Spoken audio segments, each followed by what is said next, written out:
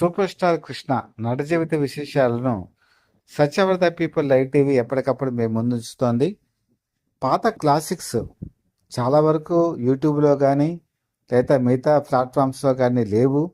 వాటి గురించి ఈరోజు చెప్పుకునే వాళ్ళు కూడా ఎవరు లేరు. అలాంటి వాటిని ఈరోజు మేము ముందుంచేటువంటి ఏ ప్రయత్నాన్ని మీరు సహకరిస్తారని మనస్ఫూర్తిగా కోరుకుంటున్నాను. సూపర్ స్టార్ కృష్ణ విజయనిర్మల నటించినటువంటి సర్కార్ ఎక్స్ప్రెస్ 1968 సంవత్సరంలో రిలీజ్ అయింది. అద్భుత విజయం సాధించింది. ఈ సినిమాకు ఉన్నటువంటి వేగం, గమనం, సస్పెన్స్, థ్రిల్లర్ ఇవన్నీ కనుక చూస్తూ ఉంటే 1968 ప్రాంతాల్లో సినిమా ప్రేక్షకులకి ఒక కొత్త అనుభూతి. ఆ రోజు థియేటర్లో చూస్తున్న వాళ్ళందరికీ కూడా ఒక ఎంటర్టైన్మెంట్. ఈ రోజుల్లో మనం మల్టీప్లెక్స్లో చూస్తున్న అనుభూతి ఎంతగా ఉందో నాకు తెలియదు, కానీ ఆ రోజు ఆ సినిమా థియేటర్స్ చాలా పాతవైనా అందులో ఎటువంటి ఫెసిలిటీస్ లేకపోయినా కూడా సూపర్ స్టార్ కృష్ణ సినిమాలు కనుక చూస్తూ ఉంటే చాలా దివ్యలోకాలకు వెళ్ళిపోయి కొత్త అనుభూతి పొందిన అనుభూతి ఆ రోజు ప్రేక్షకులకి కలిగేది. ఇది వాస్తవం. ఈ సర్కార్ ఎక్స్ప్రెస్ సినిమాని అసలు ఎక్కడి నుంచి వచ్చింది, దీని మూలం, ఈ కథ ఎక్కడి నుంచి పుట్టుకొచ్చింది అంటే మలయాళంలో కొచ్చిన్ ఎక్స్ప్రెస్ అని చెప్పి సినిమా వచ్చింది 1967 సంవత్సరంలో. ప్రేమ్ నజీర్ ఈ సినిమాలో హీరోగా నటించారు. షీలా హీరోయిన్. ప్రేమ్ నజీర్, షీలా ఇద్దరూ కలిసి జంటగా చాలా సినిమాల్లో నటించారు. షీలా కొన్ని సినిమాల్లో తెలుగులో కూడా నటించారు. చాలా అందంగా కూడా ఉంటారు. మంచి అభినయం. కొచ్చిన్ ఎక్స్ప్రెస్ ఎప్పుడైతే సూపర్ డూపర్ హిట్ అయిందో ఈ సినిమా మీద చాలామంది నిర్మాతలు దృష్టి పెట్టారు. దీన్ని తమిళంలో నీలగిరి ఎక్స్ప్రెస్ అని చెప్పేసి తీయటం జరిగింది. జైశంకర్ ఈ సినిమాలో నటించగా విజయనిర్మల కూడా ఈ సినిమాలో హీరోయిన్గా నటించారు. తమిళంలో కూడా ఈ సినిమా చాలా అద్భుతమైన విజయాన్ని సాధించడంతో దీన్ని తెలుగులో ఎస్ భావనారాయణ తీయటం జరిగింది. ఎస్ భావనారాయణ మంచి నిర్మాత. అంతకుముందు కూడా మంచి మంచి సినిమాలు తీశారు. ముఖ్యంగా పాల మనస్సులు అనేటువంటి సినిమా తీసి ఆర్థికంగా దెబ్బతిన్నారు. ఓ విధంగా చెప్పాలంటే ఘట్టమనేని వీర రాఘవయ్య చౌదరి గారు అంటే సూపర్ స్టార్ కృష్ణ వాళ్ళ నాన్నగారికి ఎస్ భావనారాయణ గారికి దూరపు బంధుత్వం కూడా ఉంది. సో ఆ బంధుత్వం, ఆ చనువు కొద్దీ ఈ డేట్స్ సంపాదించగలిగారు. ఈ డేట్స్ ఈ సినిమా తీసిన తర్వాత అద్భుతమైనటువంటి విజయంతో ఆయన కొంత డబ్బులు వెనక వేసుకోగలిగారు. నిర్మాతగా నిలబడగలిగారు. ఈ సినిమాకి దర్శకుడు ఎవరు అంటే మలయాళంలో కృష్ణన్ నాయర్ అని చెప్పేసి ఆయన ఆ సినిమాకి డైరెక్షన్ చేశారు. తెలుగులో కూడా కృష్ణన్ నాయర్ అనే చెప్పి మనకి టైటిల్స్లో పడుతుంది, కానీ యాక్చువల్గా తెలుగులో ఆయన డైరెక్షన్ చేయలేదు.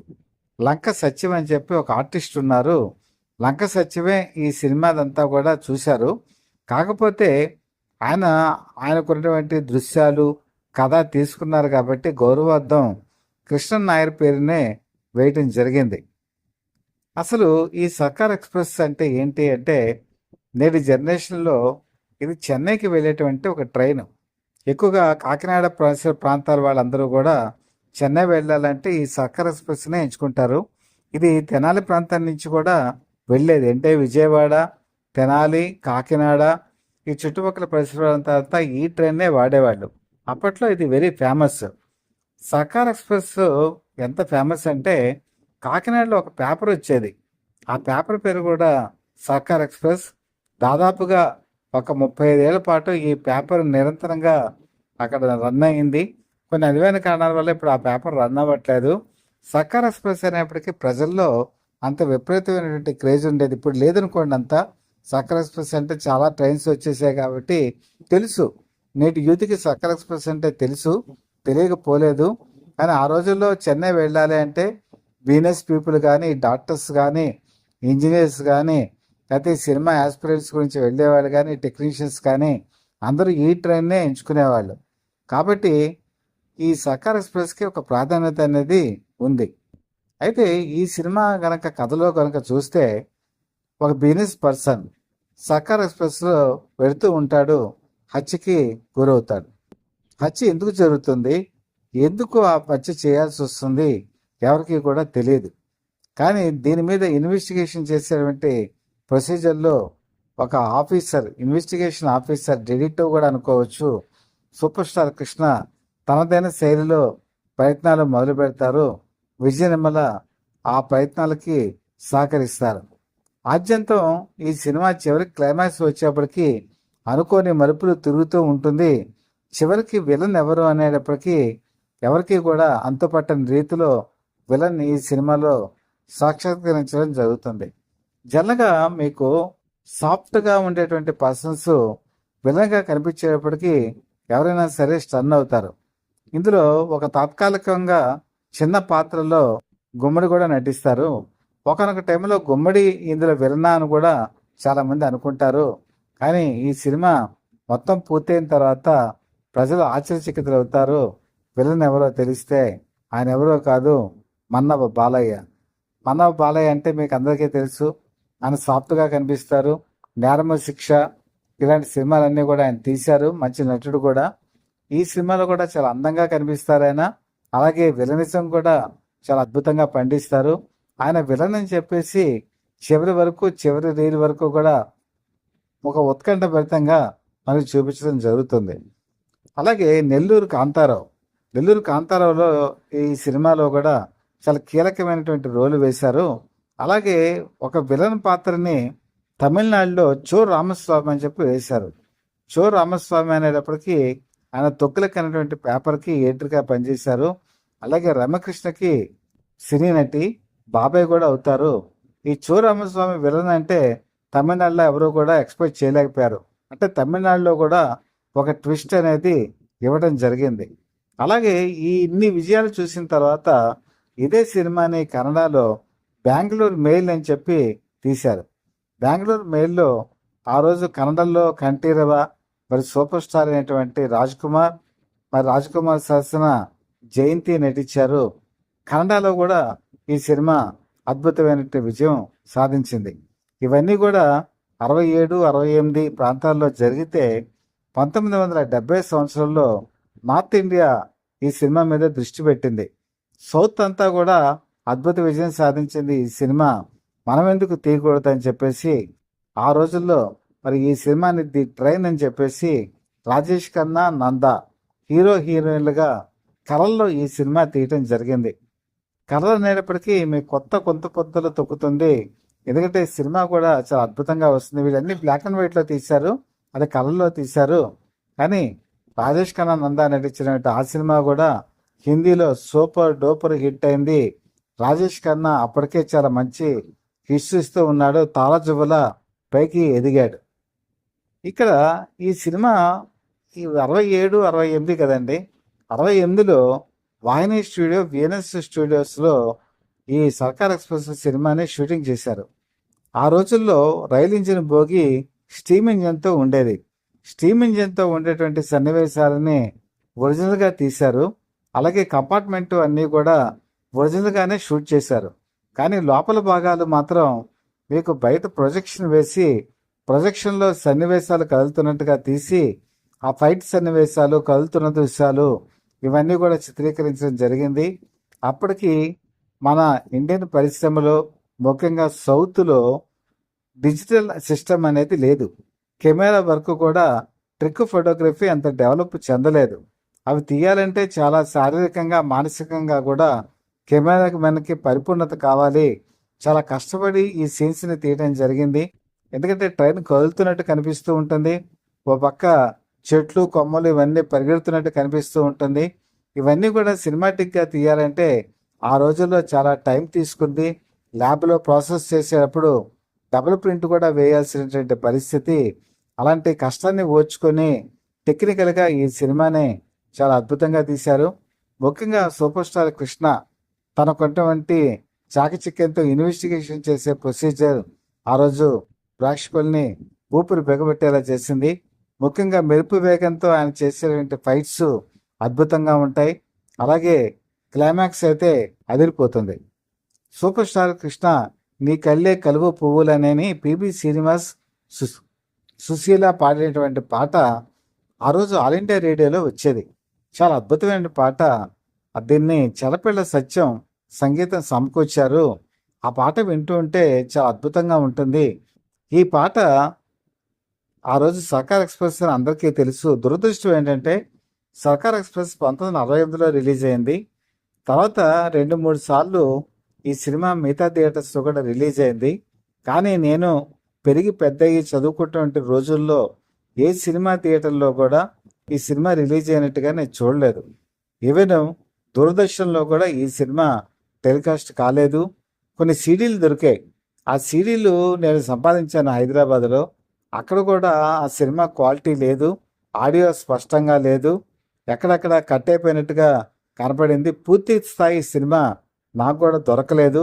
అంత క్వాలిటీ ఉన్న సినిమాలు లేవు. ఈవెన్ యూట్యూబ్‌లో కూడా నాకు తెలిసి అది అంత క్వాలిటీతో లేదు.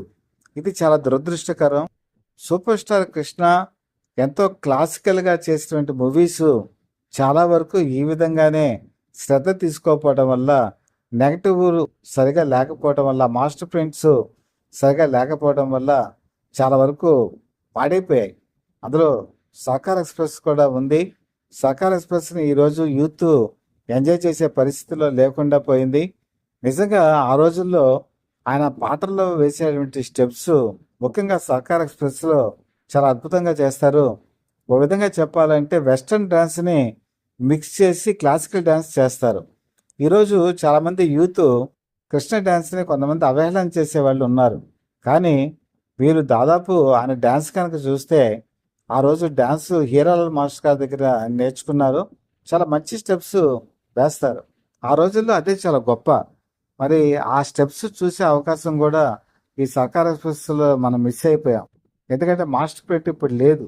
అలాగే నెల్లూరు కాంతారావుతో చేసే ఫైట్స్, అలాగే ఈ ట్రైన్ వెళ్తున్నప్పుడు ఆ ఇన్వెస్టిగేషన్ ప్రొసీజర్ కూడా ట్రైన్‌లో జరుగుతూ ఉంటుంది. ముఖ్యంగా రాజ్‌బాబు నటన ఈ సినిమాకి హైలైట్‌గా చెప్పుకోవచ్చు. రాజ్‌బాబులో మనం కామెడీ చూస్తూ ఉంటాం.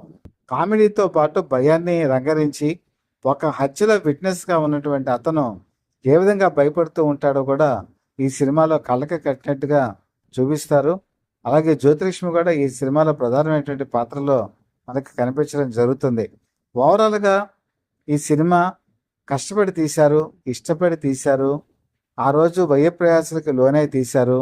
కానీ ఈరోజు దురదృష్టం ఏంటంటే ఈ సినిమా గురించి యూట్యూబ్‌లో సినీ విమర్శకులు కానీ, లేకపోతే మిగతా వారు కూడా ఎవరు చెప్పిన దాఖలాలు లేవు. దీని మీద కనీసం పట్టుమని 10 నిమిషాల వీడియో కూడా ఎక్కడా లేదు. క్లాసిక్‌గా ఉండేటువంటి ఇలాంటి సినిమాల గురించి డిస్కషన్ చేసిన వాడు కూడా లేరు.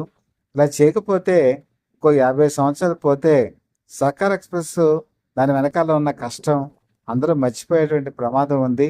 ఇప్పటికైనా సరే నేను కోరుకునేది ఒకటే, ఇలాంటి అమూల్యమైనటువంటి సమాచారం మరి సూపర్ స్టార్ కృష్ణకి సంబంధించిన కుటుంబీకులు కానీ మాస్టర్ ప్రింట్స్ గ్యాదర్ చేసి యూట్యూబ్‌లోను అలాగే డిజిటలైజేషన్ చేసి సినిమా థియేటర్స్‌లోనూ కనుక వేస్తే బాగుంటుంది.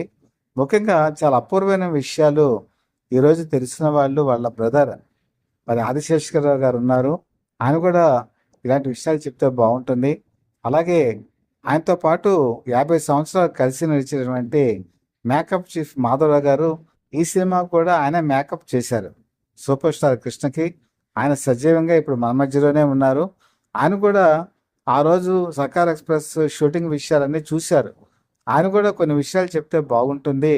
అది ప్రజలకి అందరికీ కూడా తెలిసేటువంటి అవకాశం ఉంటుందని మనస్ఫూర్తిగా కోరుకుంటూ, మీకు ఈ కంటెంట్ కనుక నచ్చినట్టయితే లైక్ చేయండి. ముఖ్యంగా బెల్ ఐకాన్ ప్రెస్ చేసి సబ్స్క్రైబ్ చేసుకోండి. ఎందుకంటే నేను చెప్పేటువంటి విషయాలు మీకు అలర్ట్స్ రూపంలో అందుతాయి. మీరు వాటిని ఎంజాయ్ చేయొచ్చు. ముఖ్యంగా మరొక విషయం, ఈ వీడియోని ముగించిపోయే ముందు సూపర్ స్టార్ కృష్ణకి చెరపిళ్ళ సత్యం చాలా మంచి సంగీతాన్ని సమకూర్చారు. ఎప్పుడండి? ఆ టైంలోనే. ఆ పాటలు చాలా వరకు కూడా మిస్ అయిపోయాయి. ఇందులో నేను చెప్పిన ఒక్క పాట మాత్రమే యూట్యూబ్‌లో కనపడుతోంది. మిగతా పాటలు కనిపించట్లేదు. అంత గొప్ప పాటలు అన్నీ కూడా మటుమాయమైపోయాయి.